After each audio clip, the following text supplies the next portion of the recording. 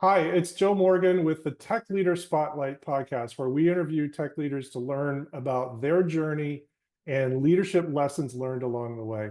This show is brought to you by the No Regret Money Plan, created for smart tech professionals who know they're doing well, but aren't certain if it's enough. We help you invest cash wisely, make the most of stock awards, minimize your tax bill, and create clarity and confidence so you can spend less time thinking about your money and more time living the life you want.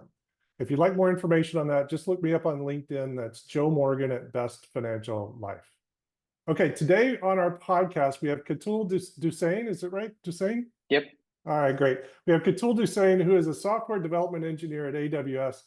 He's an experienced leader who specializes in building policy-aware infrastructure that ensures reliable delivery and meets evolving demands of global telecom compliance. Thanks for joining us today, Ketul. Thank you for having me, Joe. Great. Let's just start with that. So specializes in building policy-aware infrastructure that ensures reliable delivery and meets evolving demands of global telecom compliance. What does that mean to you? Yes, a policy-aware messaging infrastructure or the entire service, it distills down to very basic fundamentals of SMS messaging. When you send an SMS message, when I send an SMS message to you, it's a very simple message from one phone to another. But the landscape changes completely when it's a company or an organization trying to send an SMS to an individual person, right? Because now when you talk about a company sending millions of SMS messages in a single day or in a single hour, it's huge volume. So policy comes into play at that point. And what I mean by that is all of these carriers throughout the world, like we have AT&T, Verizon in the US, T-Mobile, right? Then we have carriers in other countries. It's their duty to make sure that a company or an organization is not trying to spam their customers. And that's where the entire policy piece comes into play. They have certain safeguards created, right? Policy engines created by which the companies that are trying to send SMS messages have to adhere to. And we as AWS, or my job at AWS, is to help our customers to safely onboard onto those policy infrastructures, create those rules, and then that onboarding has to be super smooth, super quick. So once they have onboarded, they can start sending out messages as quick as possible. Wow. So it sounds like you're building something over and over again, depending on like who the customer is or what the activity is. Is that right?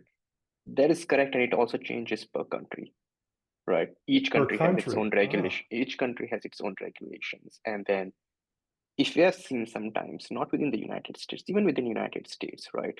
When a company sends you an SMS message, it can appear from like a number that is 10-digit number, what we have. Sometimes if you see, like if you order something on Amazon, you get an SMS message from a short number, which is like 22222, just like a right. 4 or 5 digit number. Those are short codes. So the policies change between short codes and those long codes. So we also have to adjust for that. Wow. Yeah. So a lot of technical stuff. And so Mhm. is that something that, I mean, just as a user, it's like I'm obviously looking at that number that it's coming from. And I'm using that information to judge whether or not I'm interested, right? So is that Mhm. something that's obviously that's what they're thinking about, is trying to make that more reliable or more relevant, right? Yes, it's in other countries, not in United States today, but in other countries, there is this concept of sender IDs, right? Where instead of having a number, you can use an alphanumeric code to send an SMS message. Meaning, if you order something from Amazon, instead of seeing a number from which you receive the SMS, you will just see, oh, you received an SMS from Amazon, and that sort of creates brand identity, right? And helps in prevention of spam and fraud. Yeah, absolutely. As long as they can't spoof the Mhm. Amazon, right? And that's what we are trying to prevent. Yeah, I bet that's got to be an ongoing battle. So there's elements Yep. of security as well in all of this too. It's a huge aspect of message Yeah. sending because we have these bad players throughout the world who try to game the system. No matter how many safeguards you have in place, they'll try to attack the customer's system to generate fake SMS messages or fake endpoints to which customer would send SMS messages just to increase customer's cost, and then there is a man in the middle who makes the buck, and then the profits are shared across, man in the middle and the attacker. Yeah. Wow. A lot of stuff going on. Well, I'm glad Mm-hmm. we got people like you working on that. So more, a lot of people, obviously no one likes to have spam, but we like the convenience of having those Mm-hmm. messages and everything coming through. So it's good work. So let's turn to our topic. So leadership is always our topic here. So let me ask Yep. you this. What does leadership in the tech space mean to you? Leadership, I often think that leadership is an overloaded term, to be honest, right? Uh, Leadership isn't just about titles, or it's not about being the smartest one in the room. I mean, historically, from all the Hollywood movies that I've seen, leaders aren't always the smartest people in the room, but they know whom to hire the best, right? Right. Uh, so it's about ownership at the end of the day, is what I Mm, believe, right? It's not just enabling myself to succeed, but the people I work with. If they succeed, the leader succeeds, the owner succeeds, uh, right? So at AWS, for example, I have led several projects, but when I got initially started working at AWS, I was just a junior level engineer writing code throughout the day. But as I made my path through AWS and I started owning projects, I wasn't just writing code. It was working with different stakeholders, right? It was working with user experience teams. It was working with application security teams. It was working with product management, right? And then there were several different junior engineers working along with me on my project. So mm, it was also mentoring them and helping them succeed in the work that they owned on that project. And throughout all of that, right, as a leader, it was always prime responsibility was always to make sure that the customer experience or the expectation was front and center, right? Uh, so it, being a leader meant like setting the right direction, always listening, unblocking whoever on my team got stuck, or if any stakeholder had any questions, like helping them get unstuck throughout the problem. And then amongst all of this is building trust, mm. right? Like no single party should be left alone or not knowing stuff and all of that. So, and again, in tech space, things change so fast. Every day is something new, right? And expectations change. So there is a lot of chaos because of that. And I think the prime responsibility of the leader at that point throughout all of that chaos is just helping the team, helping the people that you work with to deliver something meaningful. Yeah, that's great. A lot of great information in there. Um, the word that I heard that really jumped out at me that I hadn't heard anybody say before is ownership. Like Mm-hmm. leadership is about ownership, and owner, that word is so strong in terms of like our commitment and identity, even with whatever it is we're talking about. So where did you learn this perspective? Is this just something that you've developed as you progressed through AWS and before, or did you have a mentor, or where did you learn about this? I mean, you always learn about this as you make your way through your career, but I would also say a huge portion of it I would attribute it to learnings at AWS. Mm, AWS has this core principles, or we call them leadership principles, right? To which each and every person who works at Amazon has to succeed in those, and not just succeed. It's something that you breathe in and breathe out day in day out while mm, working at Amazon, and that helps you make the right decisions. Uh, so being a leader means to being an owner. Like for example, I work on a team at AWS where we own the messaging service.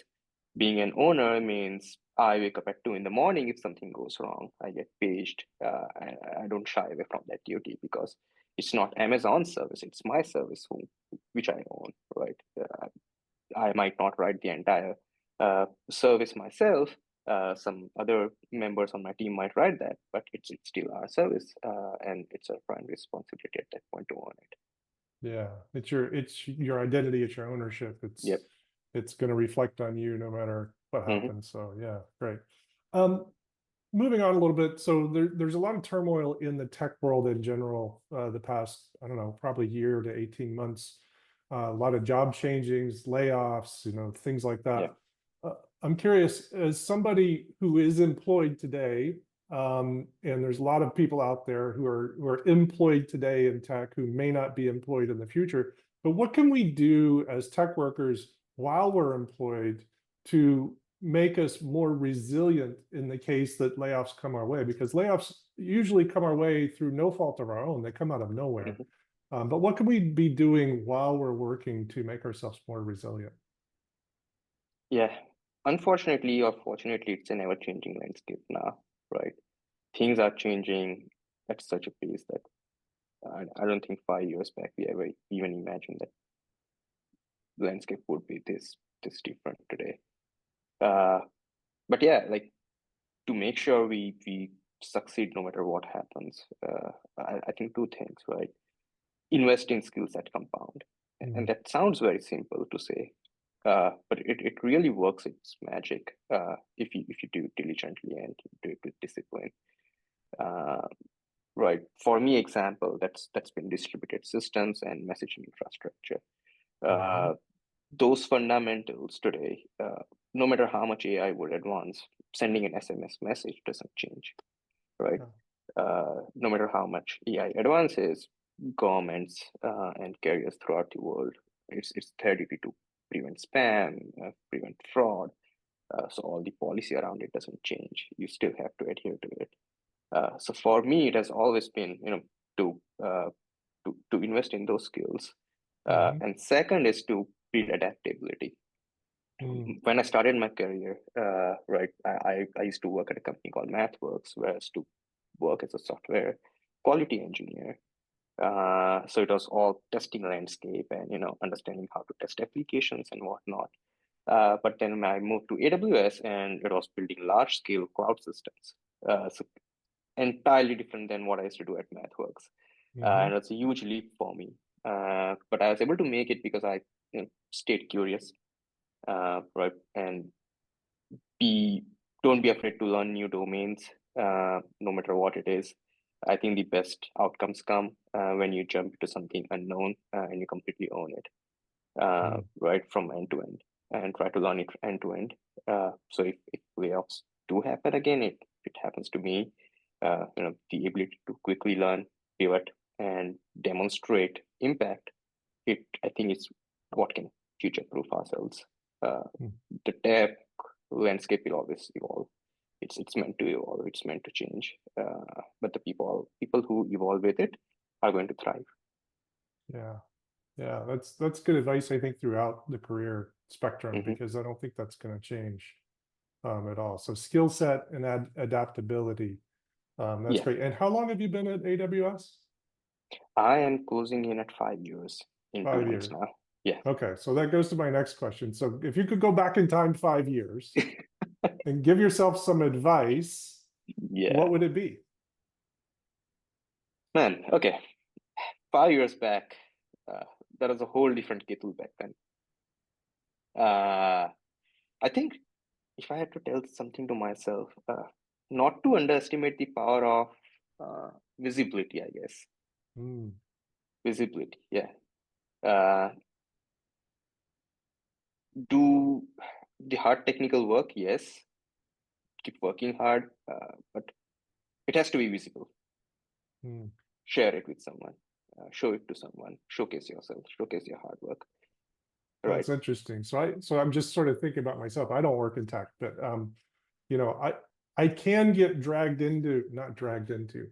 I actually like to work on things for the sake of working on some of those things. And then I realize, oh, this really, it's fun, but it doesn't add a ton of value. Is that kind of what you're thinking? Like, don't get sucked into those projects or No, I mean, those.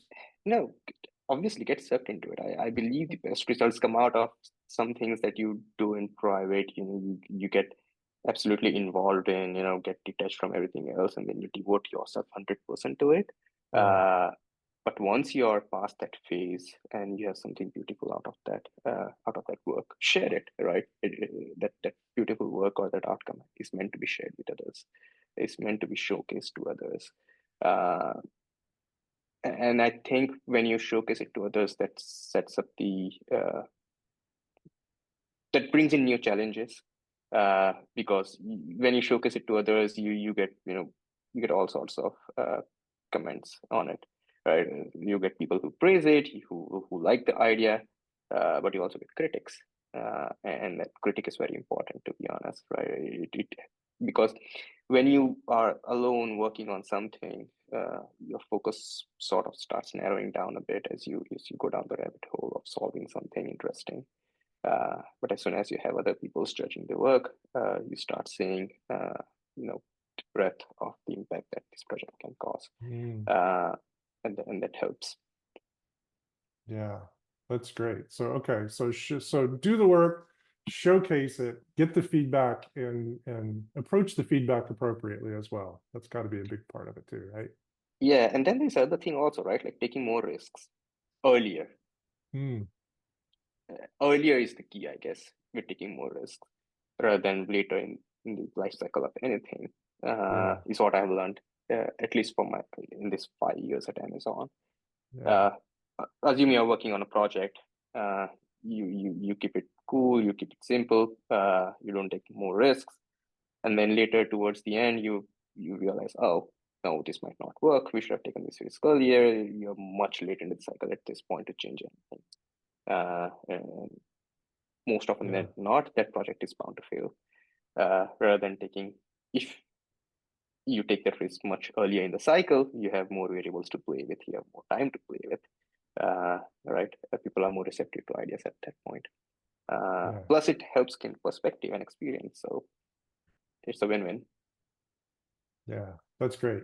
Terrific. Well, thanks so much, Ketul, for joining us. I appreciate your openness and sharing your personal experience.